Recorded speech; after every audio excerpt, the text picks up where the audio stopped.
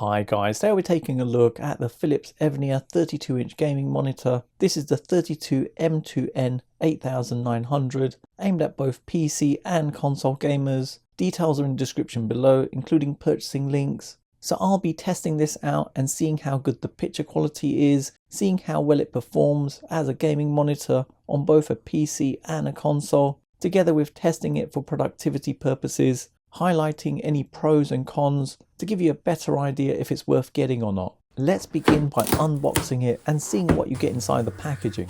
So you get some documentation, which includes a calibration report, screws for using with a VESA mount, a HDMI 2.1 cable, a DisplayPort 1.4 cable, a Type-C cable, and EU and UK power cables, with them both having a kettle connector, a USB-A to USB-B cable, a VESA mounting bracket, monitor feet, monitor arm, and underneath here is the monitor. On the back of the monitor, you have a mount point where you can either attach the mounting bracket that provides a 100 by 100 VESA mount point, allowing you to use different monitor arms or even wall mount it. Alternatively, you can attach the monitor stand, which is really easy to do. Just place the monitor arm in position until it locks into place, then attach the monitor stand by tightening the screw underneath. The back of the monitor is white with an area that protrudes out with a textured finish with a pattern of small squares all over. On the left you have a joystick which gives you access to the OSD,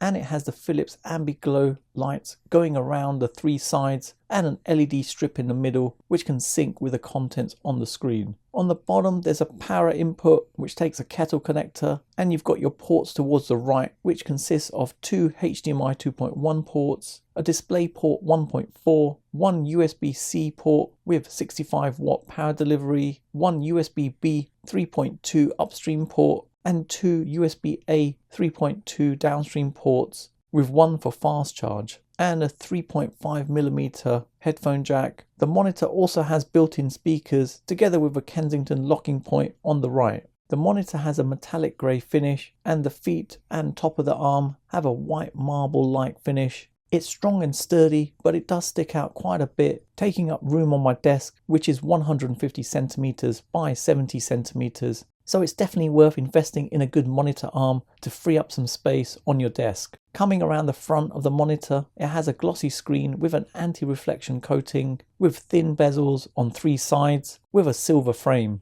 Underneath you've got a chin which has a grey metallic finish with Evnia written on one side and Philips written on the other. The monitor looks clean with a 32-inch screen weighing 9.65 kilograms with the stand. I've given some dimensions on the screen if you're after the sizing, so just hit the pause to see those values. You can easily make adjustments to the monitor as you can move it up and down with a height adjustment of up to 130mm. You can tilt it forwards and back from -5 to 20 degrees and swivel it left and right up to 30 degrees in each direction, but you can't flip it from landscape to portrait. The picture quality on this monitor is excellent. Colors look vibrant and sharp with its hybrid panel that combines an OLED panel with quantum dot technology, giving a 16:9 aspect ratio, providing a 3840 by 2160p resolution with a PPI of 139.87, providing excellent text clarity.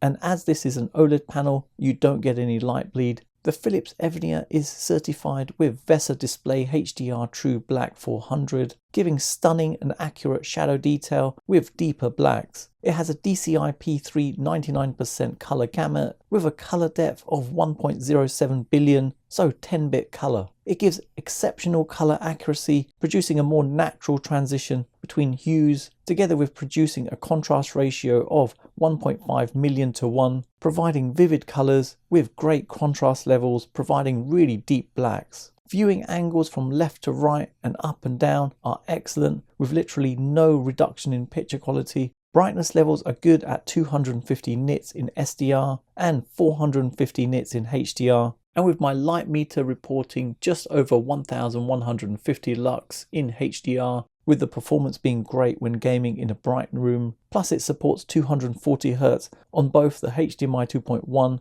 and the DisplayPort 1.4. The monitor has a glossy screen with an anti-reflection coating on the display, with the glossy screen helping to make the colours pop out and look vivid. There is some screen reflections, but it's very minimal, even in a bright room, and it has low blue mode and flicker-free technology, helping to reduce eye strain and fatigue. Onto gaming, and there's two HDMI 2.1 ports supporting HDMI 2.1 at the full bandwidth of 48 gigabits per second, meaning there's no restrictions on there to limit performance, giving no artifacting, judder-free, and no ghosting. I've got it connected to my Xbox Series X, and looking in settings, you can see everything is checked other than Dolby Vision for gaming, and looking in video modes, allow Dolby Vision is disabled. So this means that games that support 120Hz at 4K will be supported by this monitor, with the added feature of variable refresh rate or VRR on the Xbox Series X, S and PlayStation 5, giving an awesome gaming experience.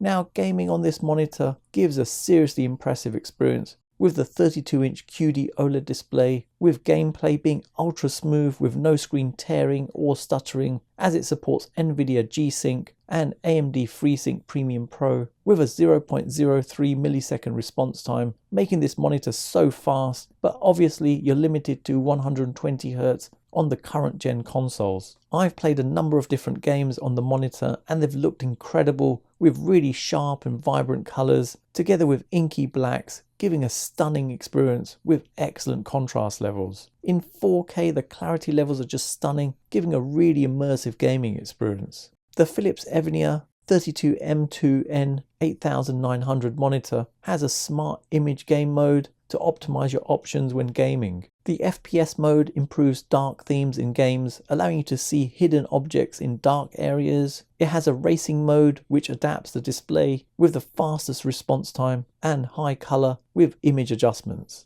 RTS mode has a smart frame mode that enables highlighting specific areas and allows for size and image adjustment. You also have Game 1 and Game 2 profiles, so you can customize your own settings for different games. The monitor also has some additional game mode options, where you could have a crosshair displayed on the screen permanently. Then there's Stark Shadow Boost, which enhances dark scenes without overexposing lightened areas. And this has 3 levels. There's also an interesting option, which is the Smart Sniper, where you'd have a small window which is zoomed into the center area of the screen to give you an enhanced view when sniping. You're able to make the window larger or even reposition it higher, and it seems to generally work quite well. Then there's the Smart Frame option, which is designed to enhance gaming by allowing you to highlight a specific area on the screen, which is really useful in real-time strategy games where spotting opponents quickly is crucial. And with this option, what it does, it boosts the RGB gain level in that selected area,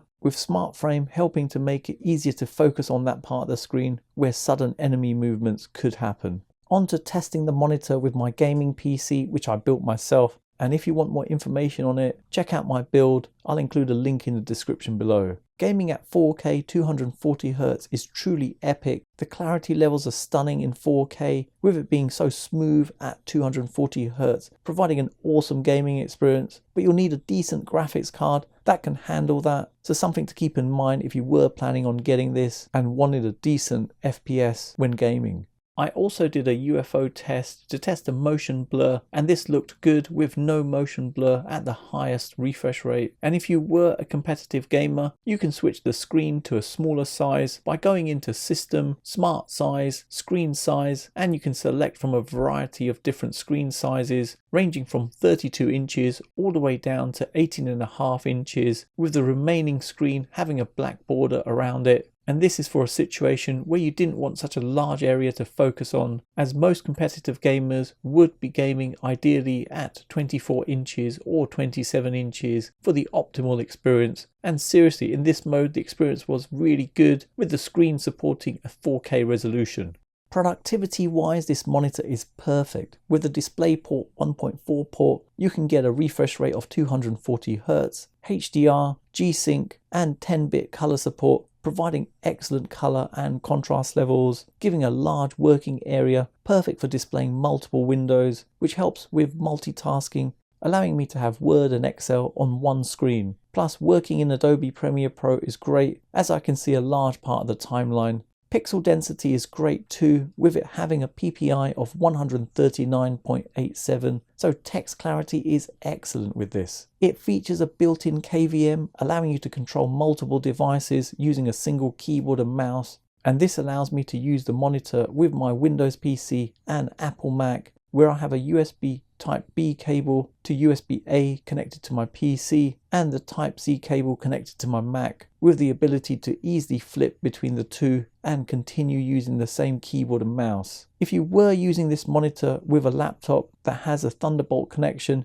you could also charge the laptop as well as having it displayed on the screen, as the Type-C port provides a 65-watt power delivery. This monitor also supports picture-in-picture and picture-by-picture, which is great for multitasking as it allows you to display two different inputs at the same time. So with picture-by-picture, you could display your PC on one side and have an Apple Mac showing on the other side, with each one giving a 1920 by 2160 resolution, with a 180Hz refresh rate on each side. You could also have your PlayStation on one side and Xbox on the other, giving a two-player gaming setup, but each one would have black borders on the top and bottom, so not ideal. With picture-in-picture on the display, you can get the full resolution of 3840 by 2160 with a 100Hz refresh rate, with the subsource also supporting 3840 by 2160 with a 100Hz refresh rate too. You're also able to choose between 3 different sizes for the subsource, together with allowing you to change the position on the screen. But just to note, HDR is not supported in any of these modes.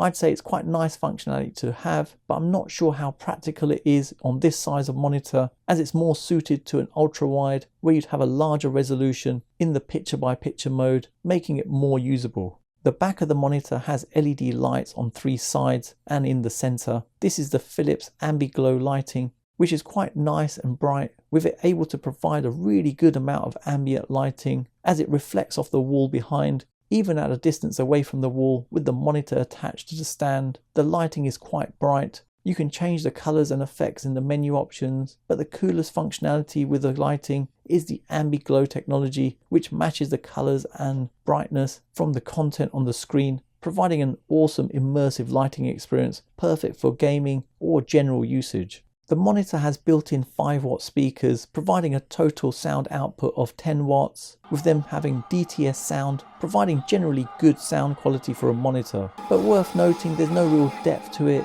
which is a bit of a shame. And also with the sound, you have the ability to switch between 5 different audio modes. There's also equalizers in the Evnia Precision Center app, but I found the equalizer didn't really make any difference to the sound, so I don't think that functionality is available, and that's sort of verified if you look in the OSD where the equalizers are disabled. It wouldn't replace having a good gaming headset or speakers, but generally not bad. Have a listen to this.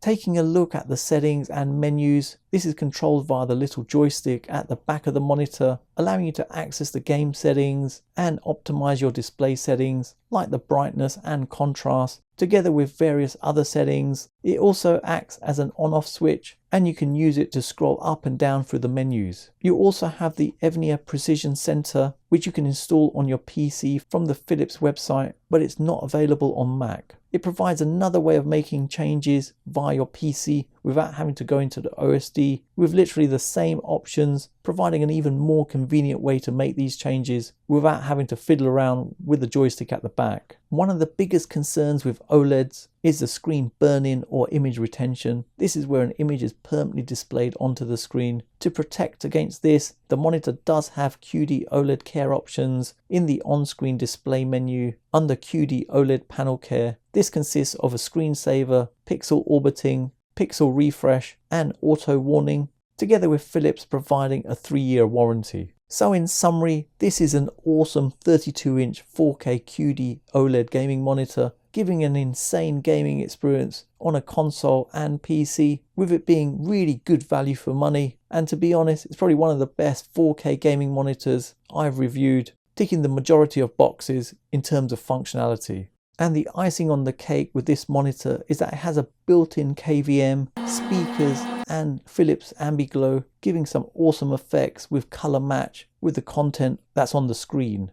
making this the perfect all-round monitor for both gaming and productivity. Price-wise, it comes in at around £750, which personally I'd say is excellent value for money for what you're getting. Negatives-wise, it's a tough one, as the Philips Evnia 32M2N8900 is actually an excellent monitor, but if I was nitpicking, I'd say personally I didn't like the design of the stand, as I found it did stick out quite a bit on my desk, taking up quite a bit of space. But obviously that's easily resolvable as you can mount it on an arm. It would have been nice if the speakers had a better sound quality, and it would have been great if it came with a remote control, but that's not a deal breaker in any way, as regardless of that, this is an awesome monitor. So there you have it, you've come to the end of another video, and I hope it's helped anyone thinking of purchasing this. Details are in the description below, including purchasing links. And if you have any questions on this, let me know in the comments below. If you are looking for an ultra-wide monitor, then check out my review of the Philips Evnia 32M2N8900 next. And for those of you who've got to the end of this video, please leave a comment with QD OLED, as it's awesome to see who's got to the end of my video, and hopefully you guys enjoyed it. Follow me on all my socials, don't forget to hit the like button, subscribe to the channel, and turn on notifications to be notified of my next release. Thanks for viewing, and see you in the next one.